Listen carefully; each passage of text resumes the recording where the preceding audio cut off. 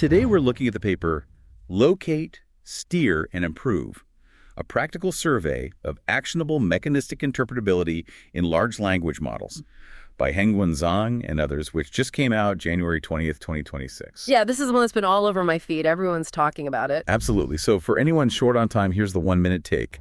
The core argument of this paper is that mechanistic interpretability, or MI, is basically graduating.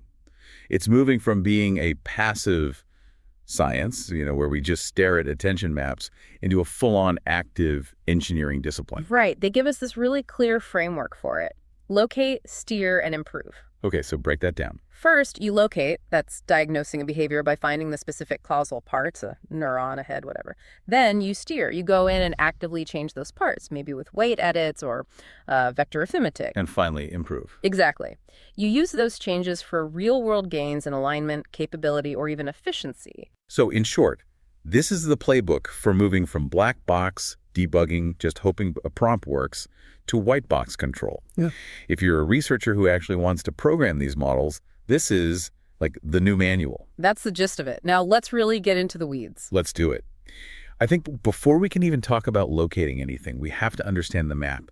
The paper does a great job defining what they call the interpretable objects inside a transformer. Yeah, and that's so important. I think a lot of people, even in the field, still kind of picture the model as just this giant soup of numbers.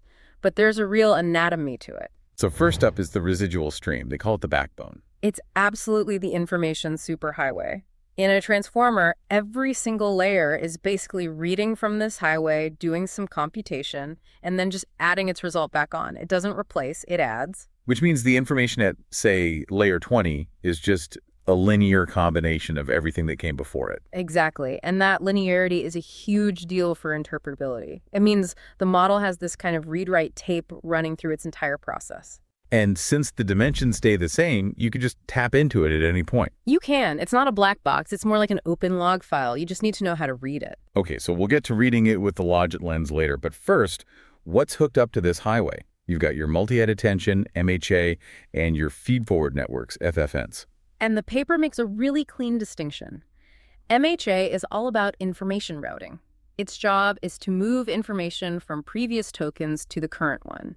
The key object to look at there is the attention score matrix. So that's the wiring diagram. It shows you what part of the input the model's looking at. Precisely. It's how the model figures out that in the bank of the river, the word bank is related to river. But, and this is key, MHA isn't really where facts are stored. Right, that's the job of the FFNs. Exactly. The paper really leans into this key value memory idea for FFNs. If MHA is the network router, the FFNs are the databases. A key vector will spot a concept like France in the stream, and the value vector writes Paris back onto the stream. So MHA for context, FFNs for facts. Broadly, yeah. But there's a new player on the scene we have to talk about. Sparse Autoencoders, or SAEs. This feels like the biggest update in a while. Why are SAEs suddenly a fundamental object? Because neurons are, well, they're liars. Or at least they're multitaskers. There's this huge problem called polysemanticity. Right, where one neuron might fire for completely unrelated things. Yeah, like a single neuron could fire for the color red, sadness, and Python syntax. It's all mashed together. So looking at raw neuron activations is like listening to 3 radio stations at once. It's a total mess. SAEs fix this. They use dictionary learning to break apart those dense, messy neuron activations into a huge, sparse set of features. It untangles the radio signals. So instead of one messy neuron, you get one feature that only fires for Python syntax. Yes. It just massively increases the resolution of your map. It's a game changer. Okay, so that's our anatomy. Residual stream, MHA, FFNs, and now these super sharp SAE features. Let's move to phase 1, locate the diagnosis. First up is the most straightforward method, magnitude analysis. Which is really just looking at what's firing the loudest, right? I mean, is that actually reliable? It's a heuristic. The paper's pretty clear that high magnitude often correlates with importance, but it's no guarantee. You can have a really loud neuron that just gets canceled out later on. So it's fast because you don't need to train anything, but you might get false positives. Lots of them. Which is why, if you want to be rigorous, you need causal attribution. This brings us to patching. Ah, yes, patching. This is basically a controlled experiment on the model's brain, right? It's the gold standard. So you set up 2 inputs. A clean one and a corrupted one. Right. Say your clean input is The Eiffel Tower is in Paris, and the model gets it right. Your corrupted input might be something totally different, like the Colosseum is in Rome. And you're trying to find the specific bit of the model that knows about the Eiffel Tower. Exactly, so you run both. But here's the trick. While running the corrupted Colosseum input, you reach in and grab the activation of, say, one attention head from the clean Eiffel Tower run, and you paste it, you patch it into the corrupted run. And if the model suddenly outputs Paris, even though the input is about the Colosseum? You've found it. You found the causal component, that one head is responsible for that piece of knowledge. It turns mere correlation into actual causation. So clever. There's one more localization tool I wanted to touch on, the Logit lens. Oh, this is one of my favorites. It goes back to the idea of the residual stream being this linear highway. So you can actually check what the model is thinking halfway through. Yes.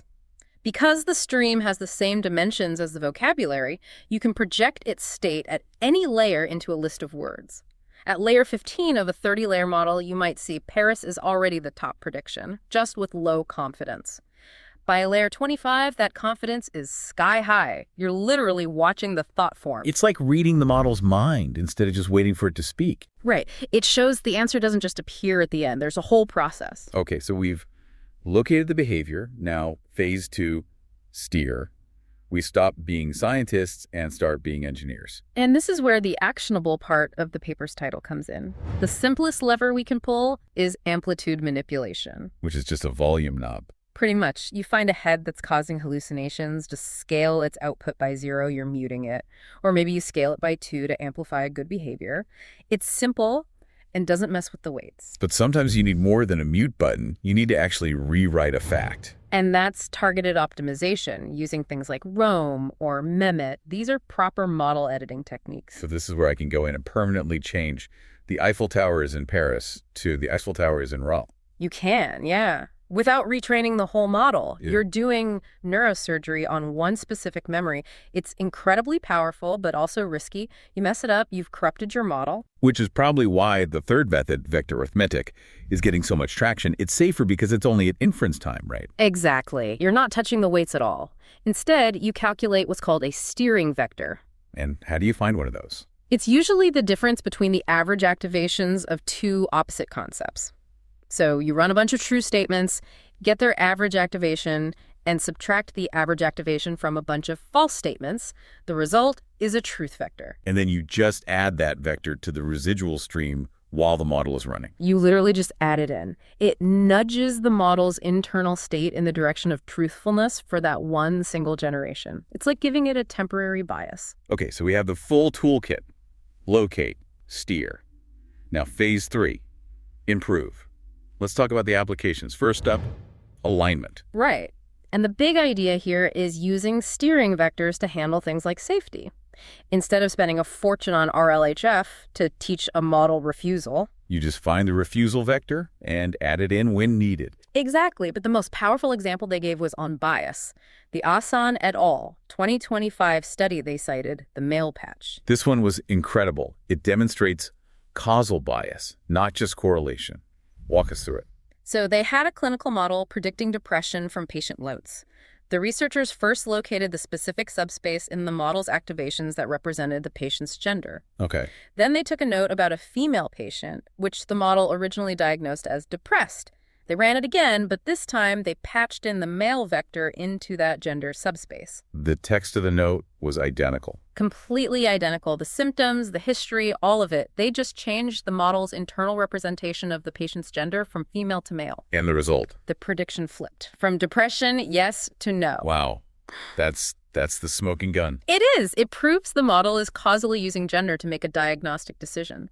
But the good news is, now that we know where that circuit is, we can intervene. Yeah. We can nullify that gender information for that specific task. It turns fairness from a vague concept into an engineering task.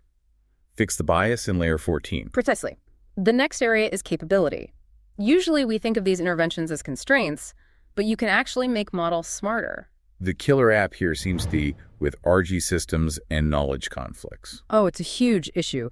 Your RJOG document says the company's revenue was $5 million, but the model's parametric memory, its training data, says it was $2 million. And it spits out $2 million because its internal memory is so strong. Right. Well, MI researchers have found that there are specific attention heads for copying from context and others for retrieving from memory. By finding and suppressing the memory retrieval heads, you can force the model to pay attention to the document you just gave it. You're just turning down the volume on its long-term memory. And turning up the volume on the current context. It makes R so much more reliable. And finally, efficiency. This seems more straightforward. Yeah, this is the layer skip idea. If you run a simple prompt and see that, say, the last 10 layers have really low activation. And why are you even running them? Exactly. Just stop the forward pass early. Or prune heads that aren't contributing. You can speed up inference a lot without any retraining. It all sounds amazing. But what are the catches? The paper has to mention the challenges. Of course. The biggest one is scalability.